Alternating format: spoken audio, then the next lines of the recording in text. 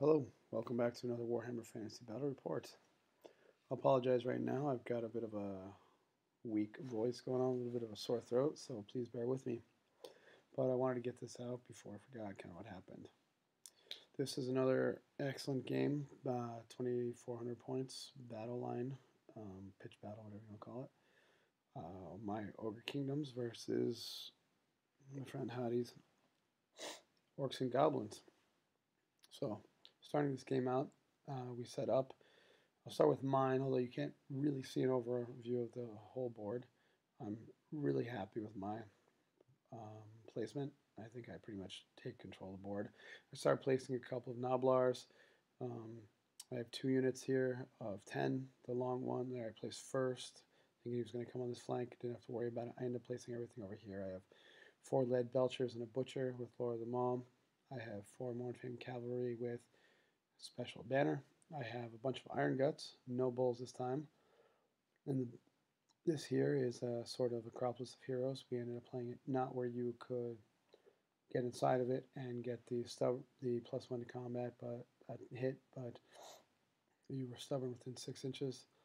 I have 2 saber cats, saber tusks, and I finally have put together and based an Ironblaster, so I put them over here.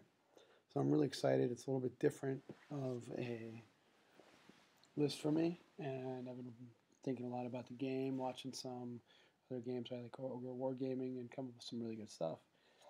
You can see here's my opponent's list. He's got everything placed in the middle, so I got him placed in the middle. Yeah, I guess it's called denied flank or whatever, and I get everything on my left flank, so I'm going to be able to come in, focus on this unit of 7 trolls, maybe worry a little bit about this Wolf Chariot, no big deal. He's got a huge unit of 50 Savage Orc Biggins with a couple Shamans, his General in there. So he's got his little BSB hidden behind his Goblin BSB. But he's got the 5+ ward save, really just sick unit. And then 70 some odd Goblins in the back. And he has a couple of Rock Lobbers. So my goal here is like get on his flank. You can pick them off one by one. I got these great units. He's gone and placed everything in the middle, so I'm golden. Like I'm feeling really great about everything. I feel like I got this game in the bag. And to boot, next to his other rock lobber, I have a unit of 3 scouting, not sniper, but scouting stubborn, more man-eaters. I gave them Banner of Eternal Flame, so figuring he'd have some regeneration. So right now, start off the bat, I'm in his backfield. I've angled them to go after his, particularly his trolls, which you can see here at the beginning of his turn 1. He somehow wins, gets to go first. He turns and faces. Actually, he finished deployment. We both rolled 6 to be against +1. He turns his trolls to face my man-eaters. He moves up the chariot a little bit and basically just turns everything forward. He then realizes that he's way out of line. He's got a second chariot there, by the way. And he turns his goblins to march them into the forest, which is a fungal forest, so they're going to be stubborn, etc., etc. Well, his rock lava throws a rock over here, kills my Ironblaster. I finally get one in the game, and it's killed round 1. This is the first time his artillery have done anything in a while, so it's really great to see him actually function. So, Ogre turn 1, I move everything up. I'm feeling, again, really good. I've got the Strider banner, the Ranger's banner on my Mournfang, so I can just go right through this swamp, no big deal. No danger strain checks, so I'm not worried about losing models. I'm not worried about dying. This marsh gives everyone regeneration 6. I then move up my 2 saber tusks, so I've got him double march block here. He'll charge the first one. I got him so he'll be angled the wrong direction. He'll definitely kill me, being frenzied. He'll have to overrun. He'll run in my next one. Bada bing, bada boom. Domino effect. You know, I've just got this on lockdown. If anything, after the next one, he'll overrun into the Acropolis. He'll be close by, but he'll be stuck having to stop, and it'll take him a couple rounds to get back to me. So, I then cast Ice Shard Blizzard here. So he's at -1 to hit, so he won't charge me next round. I shoot him with my man-eaters, then I shoot him with my lead belchers, and I take off 5 wounds on his trolls here. So right off the bat, things are just like I'm rolling really well, but I've got it on lockdown. I've got him out of position. I've got him scrambling to come get me. To make matters worse, his turn 2, he rolls and squabbles with these guys, so they can't move or do anything. So they're stuck over here. So here's kind of an overview of the battlefield. He's charged me, trying to stay as close to the center of the board. He ends up here with just one model outside my saber tusk. His goblins are stuck in the back, so I'm not worried about them. And it's just his he's got his trolls who do back up, stay away from my man eaters, so I can't just charge him. So this is the bulk of his army stuck in the middle. You can see how he's lining up. Can overrun into my other cat. That then overrun into the Acropolis of Heroes. Things are really good. You may notice in the forest, that's his little free-floating goblin battle standard bearer. I'm not close enough to do anything at him, shoot at him, do anything. He drops a rock or something foot of Gork and does a few wounds on my unit, but I'm not too fussed about it. Clearly, he wins combat and is about to overrun, but in his magic phase, he did something that kind of caught me off guard. He casts a Hand of Gork, transports his trolls all the way over here, and all of a sudden he's away from my man-eaters. I don't have flaming attacks, I can easily get him, and I have to rush around and try to figure out what's going on. So, he overruns into my second saber tusk. Everything's going just as planned. By the way, I clearly, if you saw Shard Blizzards, I've used Heavens on my level 4, and I have a level 1 Butcher with Lord of the Maw with the signature spell. So I'm feeling pretty good. My idea is get in combat, buff up my guys, debuff his, hurt him. So I've got to play a little bit of catch up here because his trolls are no longer where they're supposed to be. I can't get him to flaming. I move everything forward. I get my Mornfang out. I set up my Gnoblars to take the charge from the trolls, so that when he overruns, I'll throw in the next unit of Gnoblar trappers. I'm thinking he's going to roll all these dangerous trains, maybe lose a guy or a wound, but he's only got one wound left, etc., etc. I'm really pretty excited about this whole setup. Everything's really coming together. I've got my big unit of Iron Guts set back a little bit. They'll come in and flank whenever needed. My Mornfang can just go in and do a whole bunch of damage. And yeah, things are just shaping up just the way I want it. I cast the signature spell, what's it, Spine Marrow or whatever, so that my Gnoblars are stubborn. I'm thinking I'll probably get killed to the Gnoblar, but there's a chance I may survive. So his turn 3, 2, his turn 2, I think it is. His turn 3, sorry. He moves up with his goblins. They're no longer squabbling. They come forward. He moves up with his chariot, gets in kind of in front of my Mornfang cavalry. Yeah, he's got to tempt me. I think he's hoping I'll charge this chariot and then miss against the goblins. He's done one wound through, keeps casting Foot of Gork on my big unit. There, Mornfang, he's killed one and wounded another. That's okay. You can see in the bottom right-hand corner of this picture that he has charged into my Gnoblars, and pretty much as expected.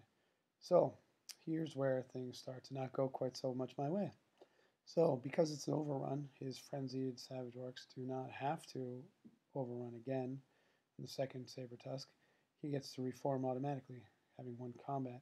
So instead of being still stuck in the corner up against this impassable terrain of the Acropolis of Heroes, he just turns to face everything. Uh-oh. He kills my Gnoblars. I have one guy left. He's going to be stubborn. So excited. I'm going to just be able to pick him off and beat him up. But he gets some stomps, kills him. He's about to overrun. Ends up overrunning to the next unit of Gnoblars. Voila. You can see I'm still in a pretty good position. That being said, I haven't done any wounds at all with the trappers. And he's still in here with a bunch of trolls. And I know that his Savage Orcs are in the back. So, my turn 3. I'm getting ready to go. I'm going to start to make my move. Charge here. I'm really comfortable with this. I think I've got Ice Shard Blizzard off again, so I get -1 to hit, but he's got -1 to hit, -1 to leadership. And with all these attacks, I've got my Slaughtermaster General with the Fencer's Blades, and I've got the Greedy Fist and Lord of Heavens, but retrospect, I don't know that Greedy Fist is the right choice, and I got to play around with some of my build there, but I'm looking pretty good. One thing you may notice behind and now in the middle of this picture, and not the man-eaters moving up, but a total lack of Mournfang cavalry. So, after my tactical blunder earlier, I then decided to charge my Mournfang into some Night Goblins who have 2 Fanatics. I knew he had the Fanatics. I'm used to, sending a Saber Tusk out to get it out, sending Great Eagle if I'm playing my Wood Elves. I immediately get these guys out, not paying attention. I'm all of a sudden realizing that things aren't going quite my way. And what do? I make it much, much, much worse. And his 2 Fanatics, mind you 2, kill all of my Mournfang cavalry. Wow. I just really didn't know what to say or do there.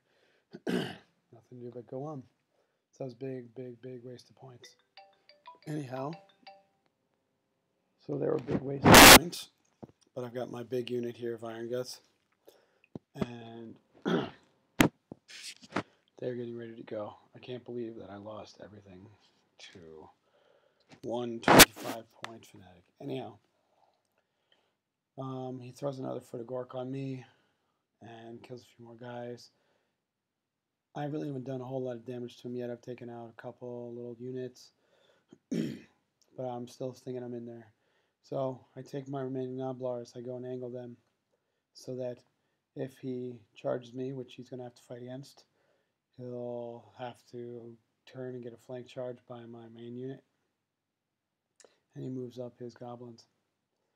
Coming up on my turn 5, I think it is. The turn started to get pretty quick in here while nothing was going on. I charge his Goblins. I was tempted to charge his big unit, but I didn't think I could handle it. So I charged Goblins in the flank with my Man-Eaters and in the front with my big unit of Iron Guts. So what I'm thinking here, he's got nets. He's going to probably net my guys in the front.